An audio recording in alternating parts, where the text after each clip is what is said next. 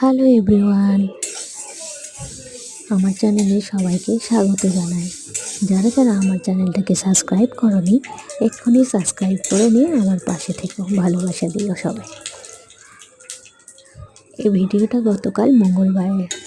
প্রচুর বৃষ্টি হচ্ছিল, তাই ভাবলাম বৃষ্টির দিনে খিচুড়ি খেলে মন্দ হয় না, তাই খিচুড়ির জন্য সমস্ত ব্যবস্থা করে নিয়েছি। প্রথমেই মুগ ডালটা একটু ভালো করে ভেজে জল দিয়ে ধুয়ে নিয়েছি, আর আতপ চালটাকে ধুয়ে ভালো করে পরিষ্কার করে রেখেছিলাম। এবার চাল আর ডালটাকে একটুখানি ভেজে নিয়েছি। তারপর তো তোমরা দেখতেই পেলে আমি বাদাম ভাজা করে রেখেছিলাম। তারপরে সমস্ত রকমের সবজি একসঙ্গে ভালো করে ভেজে একটুখানি মশলা দিয়ে কষে আমি খিচুড়িতে দিয়ে দিয়েছি। একদিকে খিচুড়ি হচ্ছিল আর পাশে আমি পাঁপড় ভাজা, বেগুনি আর সঙ্গে ডিমের অমলেটও করে নিয়েছি।